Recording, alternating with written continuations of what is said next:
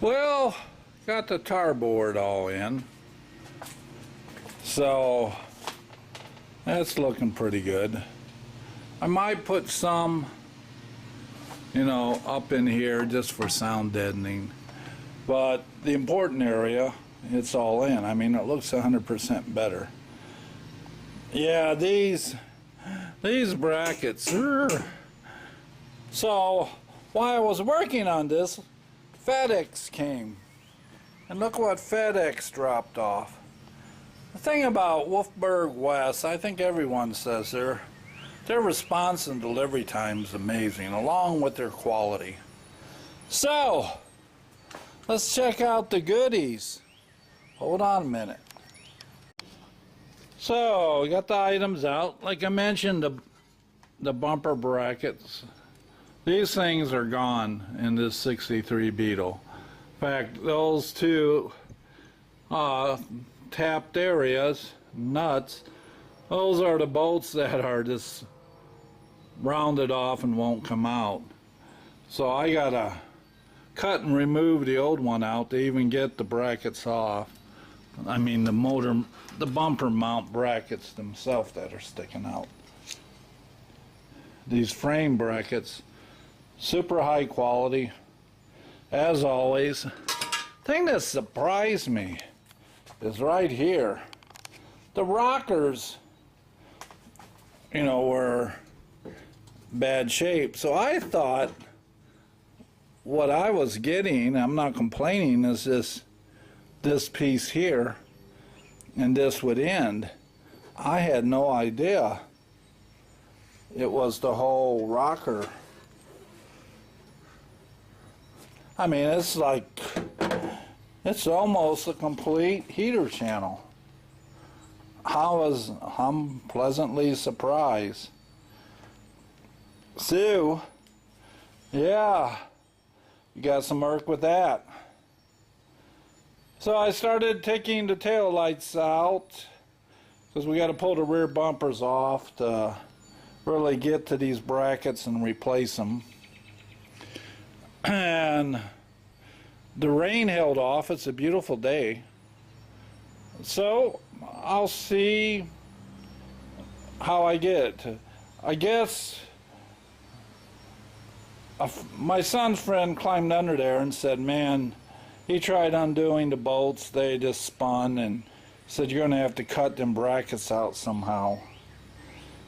So that's why I wanted to get these out to see what I had to work with.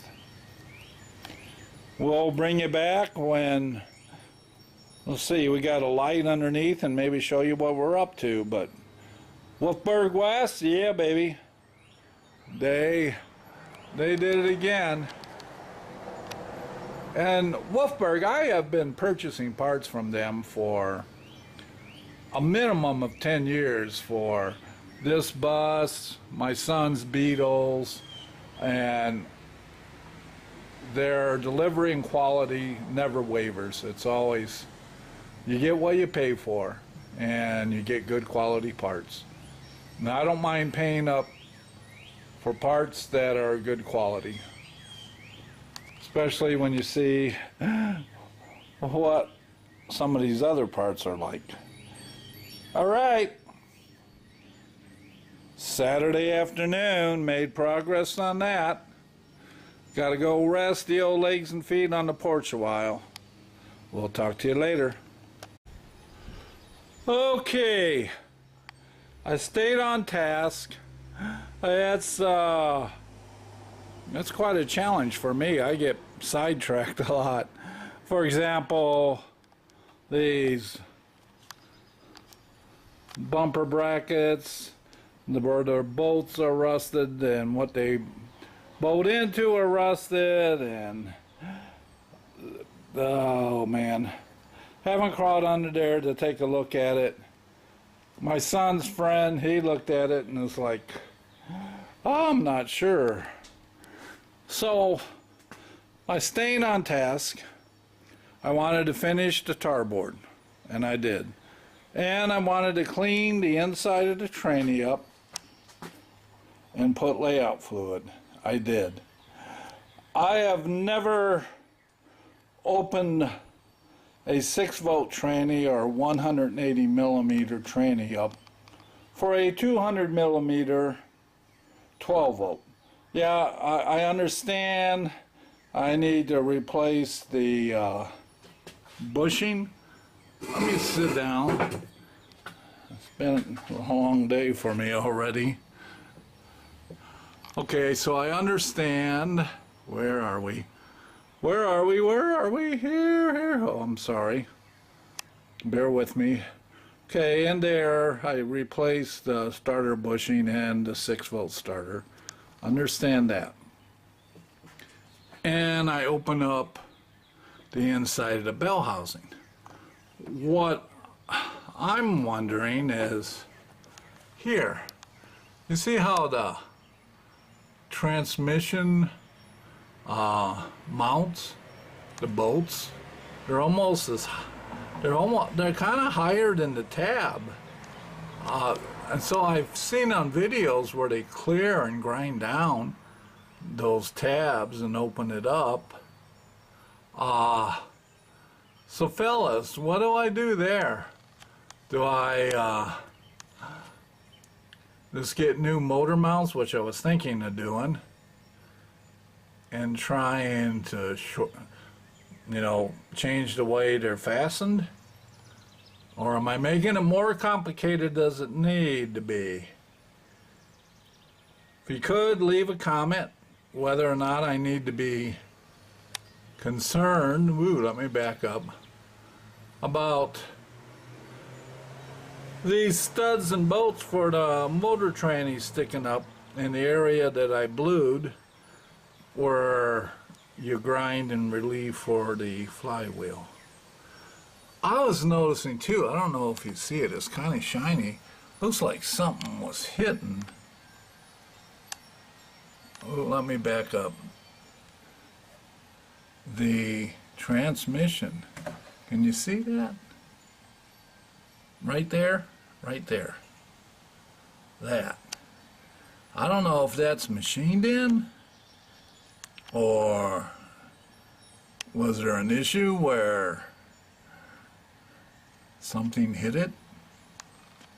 Maybe you can help me out with that too, if it's normal to see that relief in there. Right in the center of the screen. Alright. I think I'm going to rest for today. Not wanting to overdo it. I'm pleased with what I did get done. If I rest and start feeling better, I may go ahead and put some of that tar board up in here, mainly for sound deadening, up on this shelf. I have some left over. And then I went to Napa. I got some wire clips or fasteners so I can reconnect these wires against the firewall, and also clean those up and connect them. All right.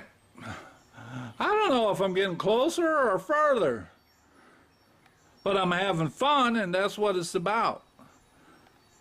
Kind of sitting here wondering, should I just drop the tranny and the rear end and clean it all up and go through it? But I've never pulled on a early model on a 63. I never pulled one apart and dropped one. I don't know if that's a formidable task or pretty straightforward. 78 Beetles, the Super Beetles with the IRS, I've had them in and out multiple times. But this is my first for a swing axle. Maybe you can leave a comment and send me a link or a video where someone's pulled the rear end out of a 63, and give me your thoughts on whether, since I'm going after this like this, should I just go ahead and pull it, make it easier to take care of the flywheel, clean it up, spec it, clean the tranny, put new fluid in it, new transmission mounts. Alright, I'll let you guys ponder that for a while. I'm gonna go sit on the porch and rest. See you later.